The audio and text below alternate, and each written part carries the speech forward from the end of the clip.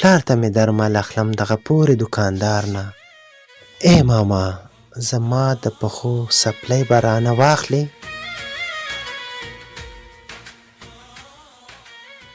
سلامونه مې قبول کړئ. د نصیب ناول 10مه برخه چمتو ده. هیله ده تر پایه مې ملتیا وکړئ. ډاکټر ساحل دغه خبره ورته وکړه. ابا جانه که یو ډاکټر زوی دی له لاسه ورکړو دا زه هم ستا زوی په ځای بل ډاکټر زوی خدای په لاس درکړو. هېڅ تشویش ونه کړئ. په دې خبره د دغه سپینګیري سترګې وځلېدې. په ډېر خوشبین څېره یې ورته وویل ډېره مننه زوی جانه. پاک رب دې ډېر عمر درکړي. امین ابا جانه. ساحل نغدې پیسې هم ورکړې. هغه په صورت ښه شوی و. د مننې وروسته د خپل کور په لور روان شو. ډاکټر هم احساساتي و. خواشینی شو. خپلې اوښکې پاکې کړې. ډېر ستړی و. کور ته لاړ. زهرا چې د ده کشره خور وه د ساحل په لیدو خوشحاله شوه. نارې یې کړل ګل لالا ستړی مه شې. د ساحل سترګې هم وځلېدې. په څېره یې د خوښۍ کرښې ښکاره شوې. په موسکا یې وویل و زما ګوډۍ خیر اوسې لویه شې. اوهو ګل لالا نور مې څونه لویه کوې. دومره لویه شې چې ستا واده په یوه ښکلې کورنۍ کې وکړم. نه ګل لالا زه واده نه کوم. ولې به یې نه کوې ها؟ په هره کورنۍ کې چې نجونې پیغله شي ودیږي. خو ګل لالا ودیږي خو زه تا نه بغیر ژوند نشم کولی. اوهو و زما ښکلې ګوډۍ. اولاد پر مور او پلار 3 حقونه لري. یو چې ښه نوم ورباندې کېښودل شي لکه ستا نوم بی بي زهرا. بل حق یې چې ښوونه او روزنه یې په ښه ډول وشي. او دریم یې باید په یو ښه کورنۍ کې د خپل اولاد واده وکړي. نو ګل لالا دا خو د اولاد په مور او پلار باندې حق دی که نه؟ هو ګوډۍ ته رښتیا وایې. زموږ مور بي خو شهیده شوې. پلارجان مو هم عصبي ناروغي لري. نو اوس دا ستا پر ما حق جوړیږي.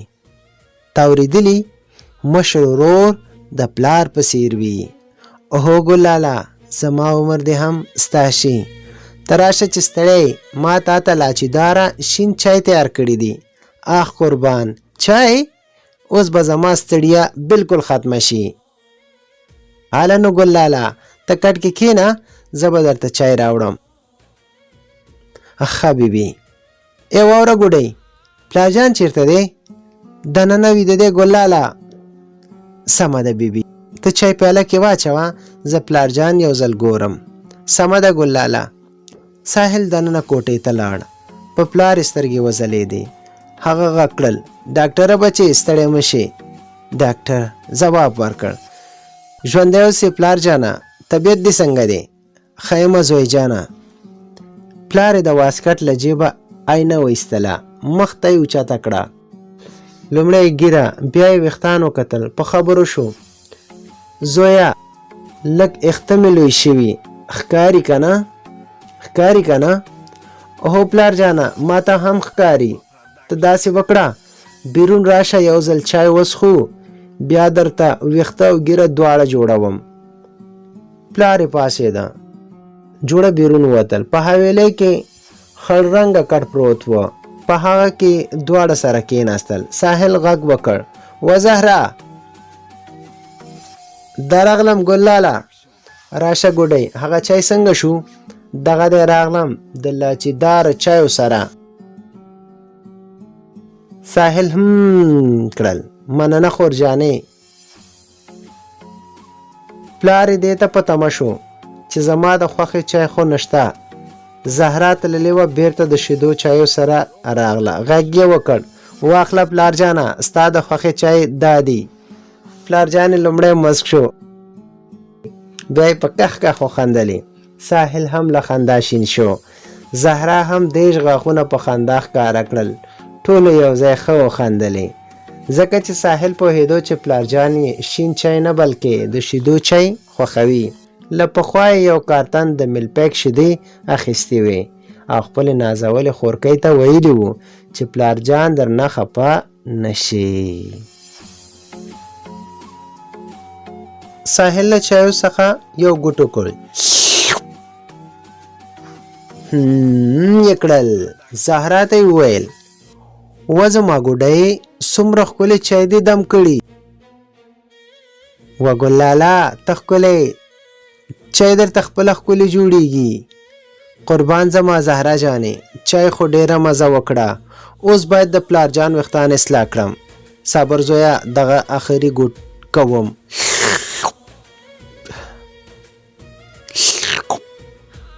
پلارجانه 2 ګوټه دې وکړل.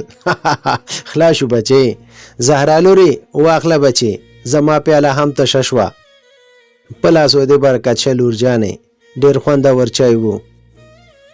امین کې پلارجانه، الله جل جلاله مو روغ صحت په نصیب کړه. ژوندی اوسې لور جانې. ساحل پاڅېده، خپل پلار یې له لاسه ونیوه. ګیره، برېت او ویښتان ټول یې ورته برابر کړه. بیا یې ورته وویل: پلارجانه ته خو اوس بېرته 22 کلن ځوان ښکارې. هغه په ډکه خوله خندا وکړه. خوشحاله اوسې بچیه. ساحل هره اونۍ د هغه ګیره ویښتان جوړول. داسې اولاد پاک رب دې هر چاته په نصیب کړي. د موبایل غږ کې خاموشه و. ساحل چې خپل موبایل روښانه کړ، د یو نوي مینهوالې پیغام ورته راغلی و. لومړی ورته سلام کړی و، بیا یې ورته داسې لیکلي وو: کیا بات ہے. دوهم پیغام کې لیکلي وو: زما نوم سلګۍ ده، د کابل په یو ښکلي ښار کې ژوند کوم. غواړم تا سره یو څو خبرې وکړم. ساحل فکري شو چې دا کیا بات ہے مطلب څه خبره ده. دې جملې ته حیرانه هم شو. بیا یې نری مسکا وکړه. په همدغه شیبه په ناشنا شمېره زنګ راغی. زنګ یې مصروف کړ. بیا تکراري زنګ راغی. موبایل یې اوکې کړ. السلام علیکم. وعلیکم سلام، څنګه یې؟ ښه یم اغلې، مهرباني. ستاسې کیسې ډېره ژړولې یم. ما ته د هر یو اوښکې ځواب راکولی شې؟ څنګه درکړم اغلې؟ دا چې تاسې دا کتاب لیکلی، مورې ته مې زړه کې. کیسه یې رښتینې ده؟ هو اغلې، رښتینې ده. آخ، بیا خو ډېرې سختې دي تېرې کړي دي. دومره لوړې ژورې دې په ځان تېرې کړي دي. هو اغلې، بس تېر شو، اوس ښه یو انشاءالله. ښه که نه خفه کېږې، یوه غوښتنه در څخه وکړم؟ هو اغلې، وکړه. همدا چې اغلې راته مه وایه. زما نوم سلګۍ ده، فقط سلګۍ راته ووایه، خوښ به شمه. ښه سمه ده سلګۍ، که د تلیفون کولو وجه مو راته روښانه کړئ، زه به هم هوسا شم. هو رښتیا، وړه زهرا څنګه ده؟ شکر، هغه هم ښه ده، د الله تعالی فضل دی. ناڅاپه په ژړا شوه. سلګیو د موبایل غږ جړ کړ. ساحل بلې کړل.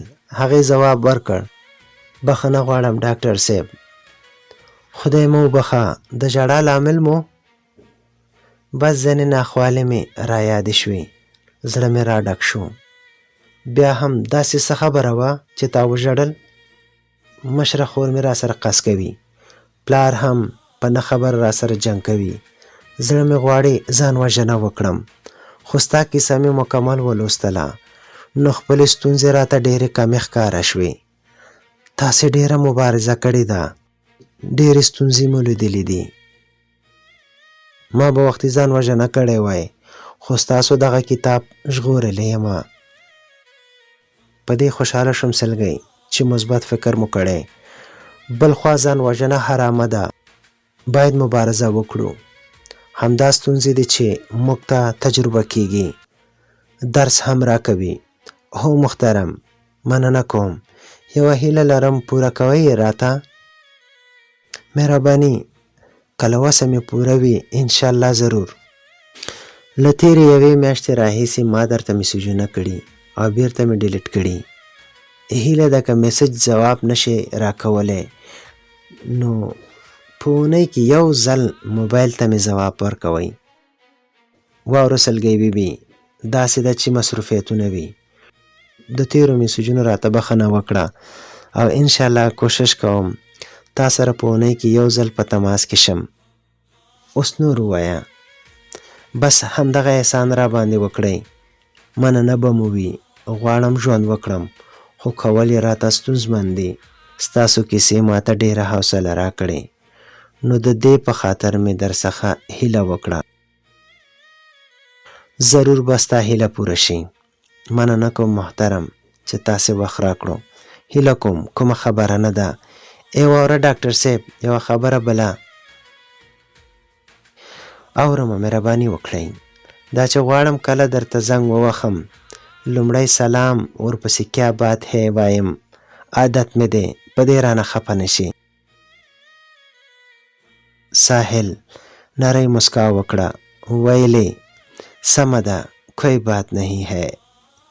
سلګۍ هم خوشحاله شوه، خندا یې وکړه. ویلې ډېر ښه، ته هم په اردو پوهېږې؟ هو ولې نه، په مکمله توګه. ډېره مننه کوم. په الله جل جلاله دې سپارم ډاکټر صاحب. د خدای په امان، د خدای په امان. ساحل د دې لپاره ژمنه وکړه چې په اونۍ کې ورسره یو ځل خبرې وکړي. هغه غوښتل چې په دې لامل باندې پوه شي چې تر څو دا خپله کورنۍ نه ولې ناراضه ده.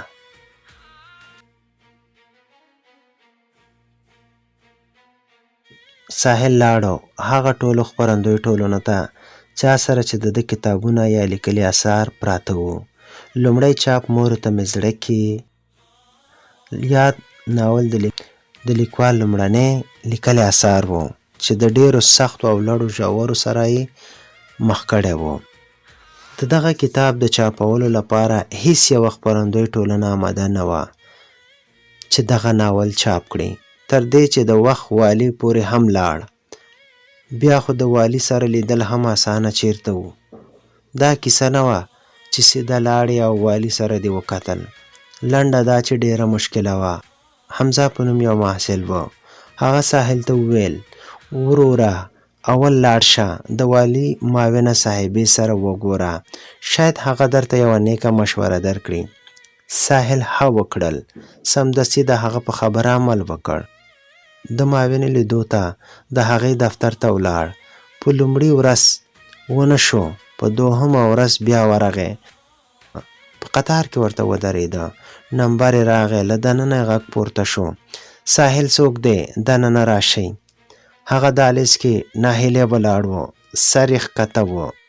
سترګې یې په خپلو پښو ورسیخې کړې وې ځکه چې د هغه څپلۍ شلېدلې وې. سوچ کې و چې په ګرځېدو یې د څپلکو څه حال شو. بیا ورباندې غږ وشو. ساحل څوک دی؟ ساحل ټکان وخوړ. ژر یې ګوته پورته کړه. زه یمه. هله نو دننه راشه. پښې یبلې ور دننه شو. د ساحل سترګې وبرېښېدې ځکه چې د معاونه صاحبې پر غاړه ښکلې جامې، قیمتي پایزارې هم پر پښو وې. ساحل نږدې شو. مخامخ د لرګیو څخه جوړ په یو څوکۍ کېناست. د خپل کتاب څخه یې د 210 پاڼو چپټر جوړ کړی و. لاس یې وغځاوه. دغه چپټر یې د معاونه صاحبې پر میز کېښوده. په ګویا شو. اغلې دغه کتاب زما لیکلی اثار دی. کیسه یې رښتینې او له یوه پیغامه هم ډکه ده.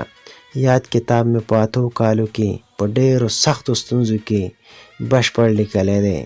هیله ده د ولس لپاره یې چاپ کړئ. څومره امتیاز چې کوه هغه هم ستاسې، فقط غواړم ولس ته ورسیږي.